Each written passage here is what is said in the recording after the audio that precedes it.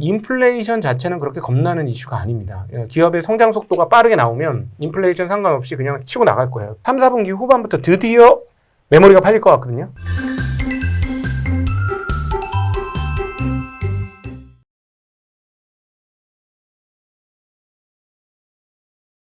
안녕하십니까. 레슨몬TV 배진환입니다. 오늘은 정시각도기 TV로 유명하신 신한금융투자 강북센터 곽상준 지점장님을 모시고 실전투자 이렇게 해야 한다라는 주제로 알아보도록 하겠습니다. 간단하게 자기소개 한번 부탁드리겠습니다. 사실 제도권에 있어요. 제도권 신한금융투자 있고 강북센터에서 지점장 역할을 올해부터 맡아서 하고 있고, 그 다음에 증시각도기 TV라는 유튜브 채널에서 여러분 이렇게 작은 채널에서 큰 채널을 불러주셔서 너무 영광이고요. 네, 거기서 이제 작년 8월부터 하고 있고, 네, 이렇게 많은 분 만나 뵙게 되어서 영광스럽게 생각하고, 그 다음에 우리 투자계에서 굉장히 큰 형이신 이 배 대표님께서 불러주셔서 또 굉장히 영광이고 또 떨리기도 합니다. 제대로 할 수 있을까? 네. 아유, 너무 말씀을 잘하셔가지고 제가 사실상 우리 배 대표님은 이렇게 나오시는 분들 중에 정보를 제공해 주시는 한 분이라고 저는 개인적으로 생각해요. 네. 많은 분들은 소음을 일으키는데 배 대표님은 정확한 정보를 내시는 분 중에 한 분으로 봐서 개인적으로는 만나 뵙고 싶었는데 먼저 불러주셔서 사실 굉장히 좋았습니다. 기분이. 사실 우리가 지금 20만 구독자 이벤트로 해가지고 네. 뭐 어떤 모시고 싶은 게스트를 적어달라고 했더니만 네. 센터장님을 이렇게 꼭 초대해달라고 했어가지고 우리가 이렇게 믿을 수 없지만 믿을 수 없지만 불러주셔서 감사합니다. 그래서 네. 얼마나 이게 인사이트가 좋으신 분이면 이렇게 초대해달라고 이렇게. 네. 그래서 배 대표님한테 많이 배워야죠. 배웠습니다. 앞서도 잠깐 이게 시작하기 전에 토크 잠깐 했었는데 배 대표님 강점이 뭔지 발견했는데 굉장히 겸손하시더라고요. 그래서 이 겸손 배진환 TV를 통해서 이 배진환 TV 맞습니까? 이 배진환 TV를 통해서 우리 시청자분들이 이 겸손함을 배우시면 훌륭한 성공 투자자가 되실 수 있을 것 같습니다. 가장 중요한 3가지 덕목 중에 하나가 겸손함 아니겠습니까? 네. 겸손이 사실 잘 몰라서 저는 주식을 좀 쉽게 하는데 이게 잘 풀어내시는 분들이 많으셔가지고 저는 많이 배우고 있습니다. 근데 말씀하시는 로직이 굉장히 단순하지만 정확하시더라고요. 제가 예전부터 이렇게 보면서 그래서 이 사람들이 이거를 딱 자기 걸로 받아들이면 얼마나 좋을까 하는 생각을 옛날에 방송하시는 거 보면서 많이 생각했었어요. 감사합니다. 네. 최근에 아무래도 뭐 이렇게 여러 군데 유튜브도 많이 출연하시고 방송 출연도 많이 하시고 특강도 많이 하시잖아요. 네. 뭐 주변에 다니실 때 혹시 많이 알아보시지 않는가요? 가끔만 알아보고요. 그래도 이게 엄청난 일이죠. 증권회사 다닌 지 이제 2000년부터 다녔으니까 21년 됐는데 이런 일은 처음이니까요. 격세지감이다라는 것과 동시에 고점이 오고 있는가 그런 고민과 함께 큰 문화가 바뀌고 있구나. 투자의 패러다임도 바뀌고 있구나. 그래서 현장에서 느끼는 건 뭐냐면 과거하고 다르게 부동산 투자하셨던 분들의 자금이 넘어오는 것들이 정말 포착되거든요. 오늘도 제가 오늘 약속한 시간보다 약간 늦었는데 이 이유 중에 하나가 그동안에 부동산만 투자하시던 분들이 그 돈을 가지고 와서 상담을 하시는 거예요. 그리고 예고에도 없이 오셔서 상담을 하고 어떻게 투자하면 좋겠느냐. 그리고 채권, 오늘 같은 경우는 채권만 하시던 분이 도저히 나는 이제 못 견디겠다. 그러면서 위험을 감수하고 난 주식 투자를 하겠다. 이렇게 오시는 분을 보면 큰 패러다임 변화가 있고, 간절히 바라기는 이런 흐름들이 한 2, 3년만 더 간다면 뭐 과거의 경험을 이미 하셨습니다만 한국 투자계에서 또 투자의 신성들이 배진환의 뒤를 잇는 신성들이 또 나올 수 있을 것 같아요, 이번에. 네, 그러기를 바라고 있습니다. 저도 뭐 엄청 나올 것 같아요. 제가 봐서. 그렇게 보세요?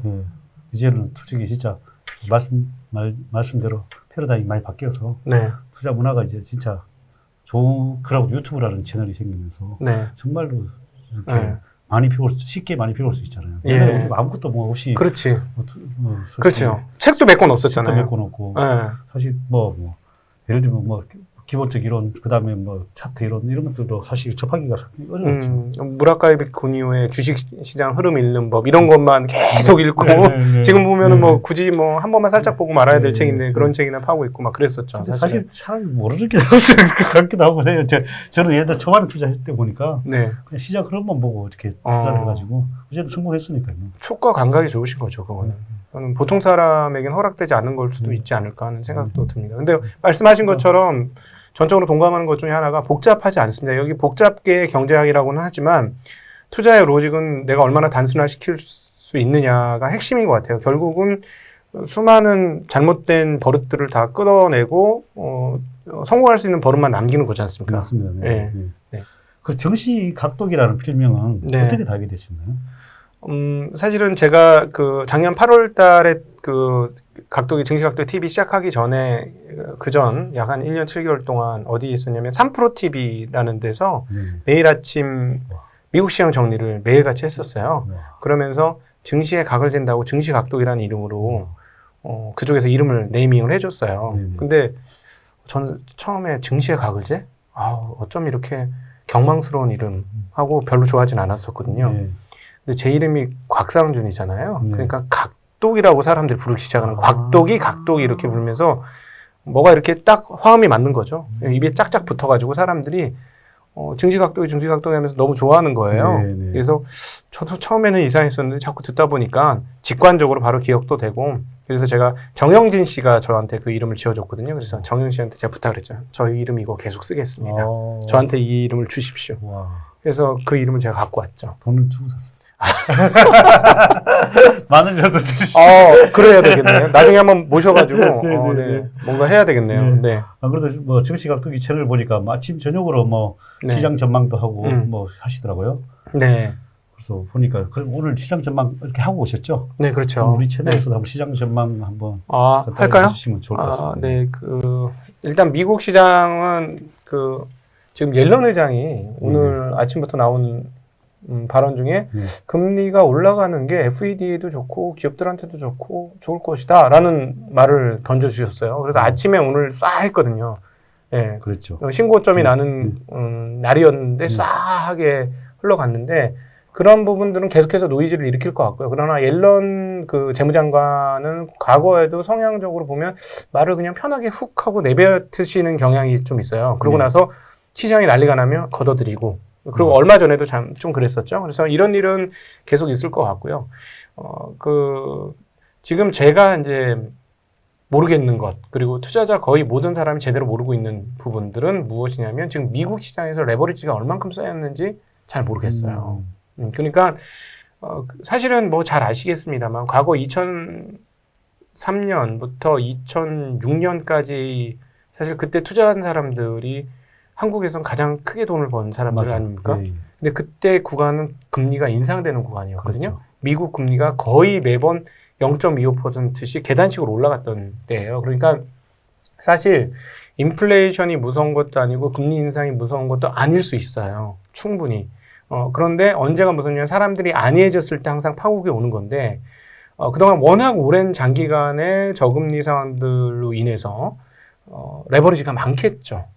그래서 이 레버리지가 우리의 상상을 초월하는 만큼 많으면 그 작은 금리 인상에도 불구하고 시장이 꺾일 수 있어요. 그 부분에 대해서는 열어놓고 생각하셔야 되고 그러면 이건 뒤집어서 무슨 말이냐면은 우리가 시장을 정확히 예측할 수 없다는 거예요. 그래서 오히려 시장을 너무 예측하지 않으시는 게 필요하지 않을까 하는 생각과 더불어서 인플레이션 자체는 그렇게 겁나는 이슈가 아닙니다. 기업의 성장 속도가 빠르게 나오면 인플레이션 상관없이 그냥 치고 나갈 거예요. 더 잘 아시겠지만 우리가 2003년, 4년, 5년, 6년에 경험했던 것처럼 경기가 치고 나가서 기업들이 제품가에 자기 그 원하는 가격을 붙이고 그걸 판매해서 제대로 판매되고 돌아올 수 있는 그 구조라면 인플레이션이 좀 와도 계속 기업들은 매출을 증가시킬 것이고 기업들이 그렇게 우상향한다면 결국 거기에 쫓아오는 주가 수준도 계속 따라올 수 있을 거라고 봐요. 그래서 사실은 경기와 인플레가 맞붙었을 때 어떤 쪽이 힘이 더 세느냐 이걸 가지고 지금 씨름이 한판 벌어지는 상황인데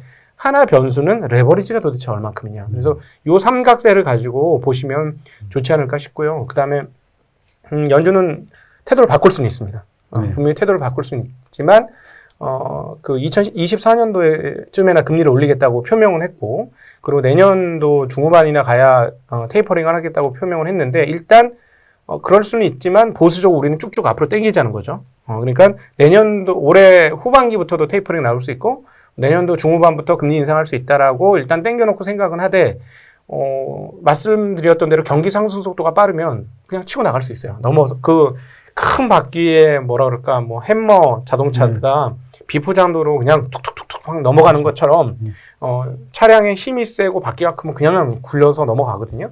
그러니까 지금 그럴 수 있는 상황이기 때문에 그것도 같이 열어놓고 같이 생각을 하셨으면 하는 바람입니다. 그래서 뭐 그 하루짜리보다는 이런 전망이 더 낫지 않을까 싶어서. 네. 시장 그럼 지수 전망은 혹시 할까요? 뭐 하반기 지수 전망 못하죠. 그렇죠. 4천 가나?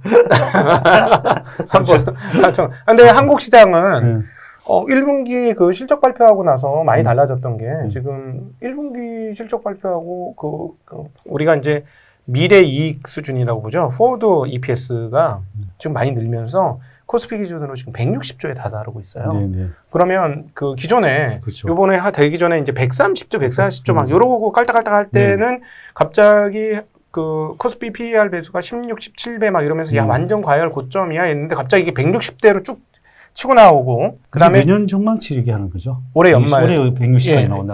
올해 연말 기준입니다. 그러니까 그렇게 나오면 갑자기 PER 배수가 13배 때 13배에서 14배 정도. 그러니까 물론 정확한 건 아니지만 추정은 그렇게 나오죠. 그러면 별로 비싸지 않은데? 이렇게 충분히 되는 거고요. 만약에 이게 맞고 그다음에 5월달 수출입 동향도 나왔고 그 상황들을 보면 뭐 자동차 뭐 판매, 자동차 부품 판매 증가, 뭐 수출입 증가, 화학, 철강 이런 모든 것들을 감안해 보아서 이게 조금 더 유지가 된다면 생각보다 이 규모가 상당히 크게 나오기 때문에 그리고 하반기에는 제 생각에는 이제 드디어 3, 4분기 후반부터 드디어 메모리가 팔릴 것 같거든요. 제 생각에는. 늦으면 4, 4분기. 그 이유는 인텔이 이제 서버용 CPU를 본격적으로 출시를 해야 되는 입장이에요. 계속 한다고 하다가 제대로 안 됐으니까 올해는 할 거거든요.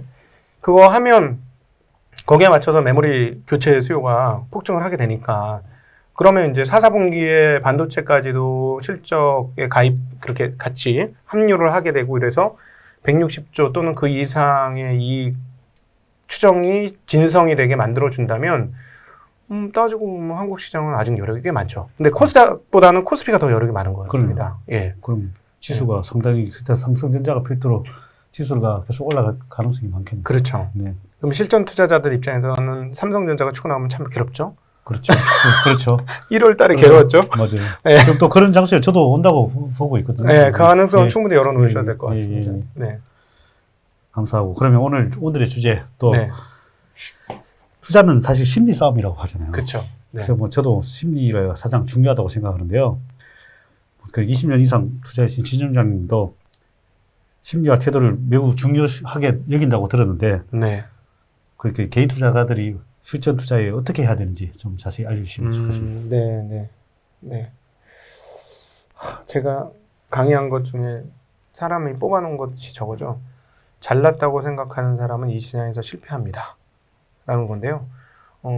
이게 뭐냐면은 우리가 수렵 채집 사회가 뭐 창조론을 믿는 분인지 어떤지 모르겠지만 어찌되었건 우리가 꽤나 오랫동안 원시 적인 사회에서 오랫동안 살았죠. 문명의 이기가 없는. 그래서 인류가 지금 문명화된 시기보다는 비문명적 상황에서 훨씬 더 오랜 기간을 살았죠. 그러니까 그 뇌는 프로그래밍이 어떻게 되냐면 생존에 적합하도록 뇌가 프로그래밍이 되어 있죠. 그러니까 예를 들어 맹수를 보면 도망치지 않으면 다치거나 죽는다. 그리고 사고건이 벌어졌을 때 빨리 이 자리를 떠나야 된다. 불이 났으면 빨리 튀어야 된다. 이런 것들이 머릿속에 프로그래밍 되어 있죠. 그래서 인간 두뇌에 프로그래밍 되어 있는 생존 법칙은 자연 세계에서 사는데 도움이 되도록 구성되어 있어요. 가능하면 사람들끼리 떨어져 있지 말고 모여서 살아라. 그리고 같이 도우면서 살아야 된다. 이런 것들이 코드 암호화되어 있듯이 우리 두뇌에 프로그래밍 되어 있죠. 근데 문제는 뭐냐면 이 자본시장은 문명사 이후에 나온 시스템이에요.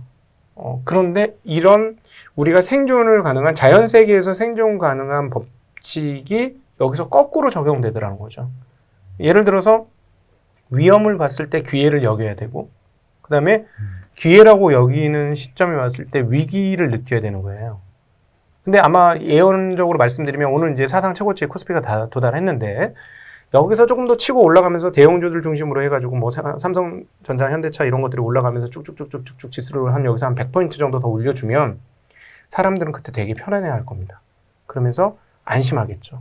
그러나 사실은 제 판단은 지금부터는 이게 큰 사이클의 하락이라고는 생각하지는 않지만 여기서부터 점점 올라가면 오히려 경계의 가드를 더 올려야 되거든요. 이거 잘못하면 끝으로 가는 걸 수도 있어 라는 생각도 하고 있어야 되거든요. 지수가 4,000포인트까지 갈지라도 올랐다가 한번 크게 빠졌다 다시 갈 수도 있는 거니까 언제든지 경계감을 가져야 되는데, 근데 우리 두뇌는 항상 여기서 지수가 더 올라가거나 모든 사람이 즐거워졌을 때 편안함을 느낍니다. 맞습니다. 편안함을 느끼죠.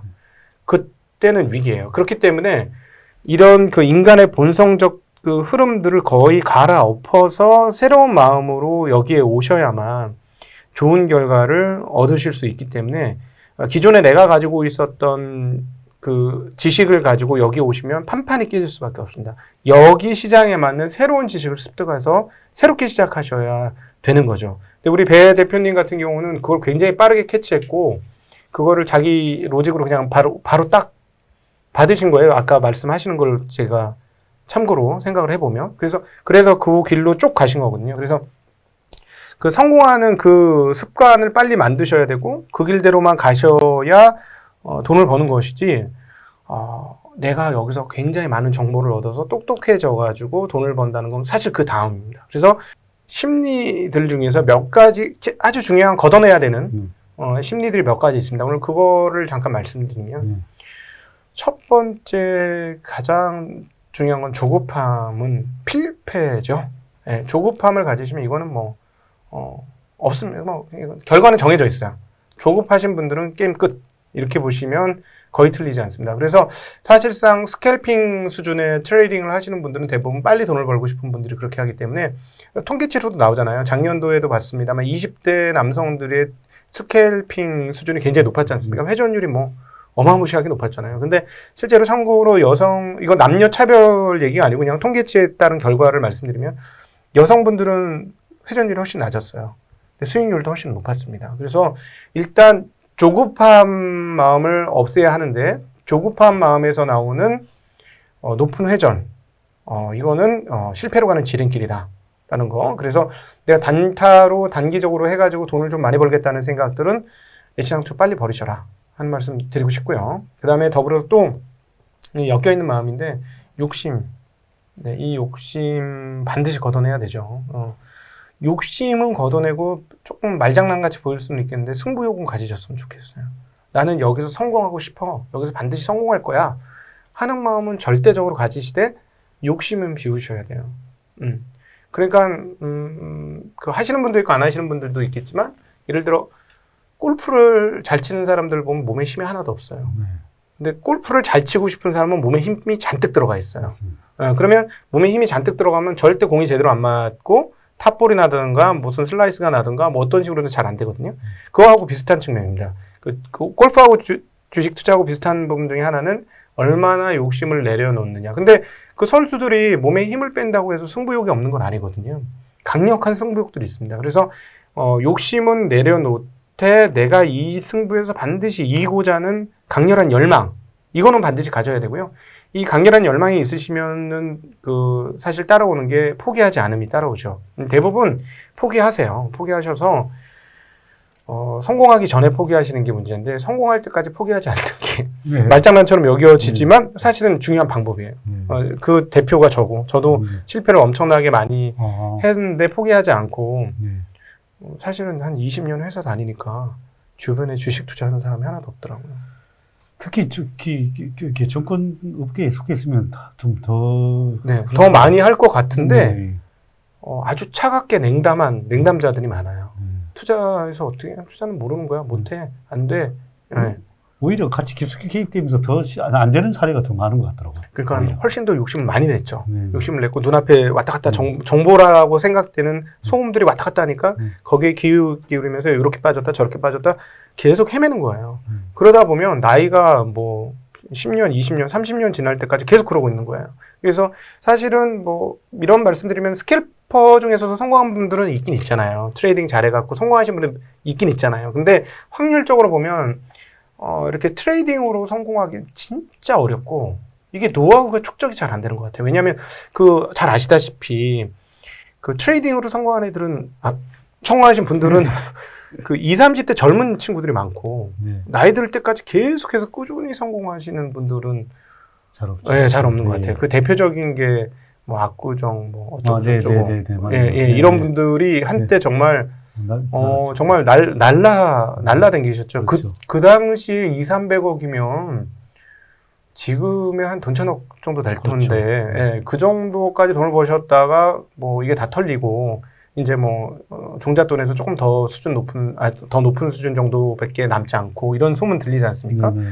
정확한 건 아닙니다. 네, 네. 소문이 정확한 네, 소문으로만 네, 들었기 네, 때문에 네, 네. 예, 그 정확한 건 아닌데 어쨌든 그러니까 지속적으로 트레이딩에서 성공하신 분들이 많지 않고요. 그나마 이렇게 누적적으로 이렇게 시행착오를 겪어가지만 시행착오를 걷어내면서 나중에 성공해서 이걸 적측해 가시는 분들 쪽은 기업의 본질 가치를 잘 파악해서 기업의 본질 가치 분석을 해서 그야말로 쌀 때 사서 비싸게 파시는 이런 분들이 사실은 성공하는 확률이 높았죠. 그래서 여러분의 그 방송 들으시는 분들 드리고 싶은 말은 조금 일단 좀 시계를 길게 보시고 그 다음에 이런 몇 가지 잘못된 그 덕목들을 일단 지워내시고 그 다음에 옳은 덕목들을 갖고 오셔야죠. 옳은 덕목들. 자, 옳은 덕목들은 뭐냐면